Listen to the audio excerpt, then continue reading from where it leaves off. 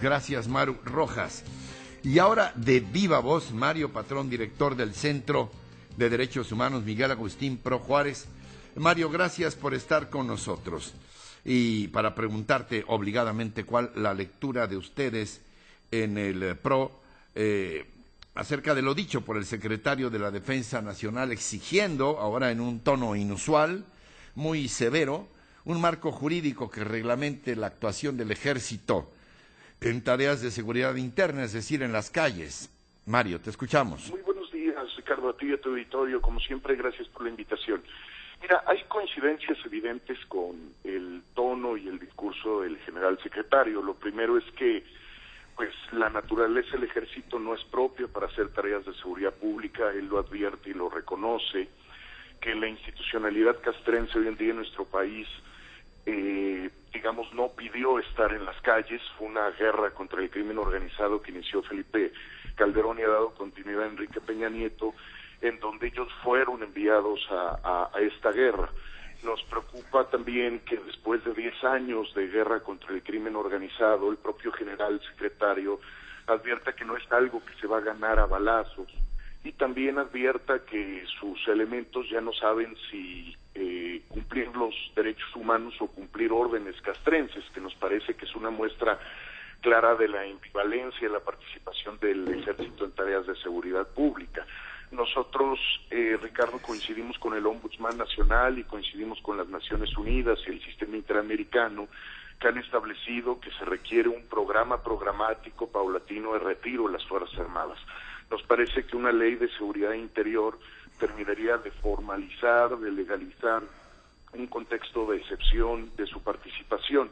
Una muestra clara de esta estrategia fallida de 10 años es que no ha bajado la violencia, pero tampoco se han fortalecido las instituciones civiles, por lo que nos parece que, lejos de estar debatiendo si hay un periodo extraordinario o no, que es un llamado a legislar fast track en el Congreso de la Unión, nos parece que tendríamos que estar llamando a un debate amplio sobre por qué han fracasado estos 10 años de estrategia contra el crimen organizado, pero además de cuestionarnos si el ejército necesita un marco legal diferenciado, tendríamos que cuestionarnos, Ricardo, qué es lo que tenemos que hacer necesariamente para democratizar nuestras policías y para fortalecerlas.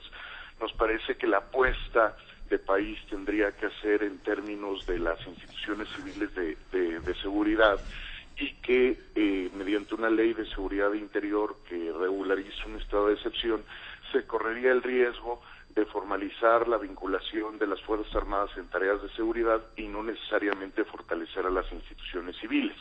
Por eso es que nos parece que tendría que haber prudencia en estos momentos por parte de los legisladores y sobre todo convocar a un debate amplio, Ricardo.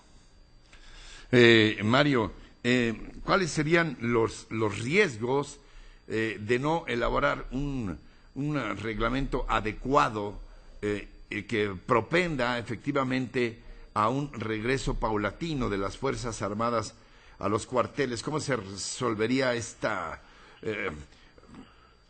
disyuntiva de seguir manteniendo al ejército mientras no hay una preparación de las policías estatales y municipales, pero también este relajamiento de gobiernos de esos niveles en el sentido de decir, pues ¿para qué le apuramos a la profesionalización y limpia o limpieza de las policías si ahí está el ejército? En eso también coincidimos con el general secretario, Ricardo. Nos parece que estos 10 años de guerra contra el crimen organizado han sido un incentivo perverso para actores políticos del orden civil, tanto federales como estatales como municipales, que no han invertido en el fortalecimiento, en la democratización y en el establecimiento de controles de supervisión que impidan que las policías se corrompan y trabajen para el crimen organizado. Hoy por hoy me parece que nadie regatea la función que hace el ejército en algunas dimensiones regionales de nuestro territorio nacional, en donde el ejército pues sin duda es un paraguas de seguridad para la ciudadanía. Sin embargo, es seguir invirtiendo en un estado de excepción que estos 10 años nos enseñan que per se no aseguran el fortalecimiento de las instituciones civiles. Por eso es que nos parece que habría que actuar en varias pistas. Uno, en pro del retiro programático de las Fuerzas Armadas. Dos, en pro de que sean las instituciones civiles las que se fortalezcan. Y tres, en pro de evaluar las políticas públicas que se han implementado durante 10 años y que no han disminuido la violencia, Ricardo. Como siempre, muy aleccionador escucharte, Mario. Te envío mi abrazo fraterno de siempre. Gracias por estar con nosotros esta mañana.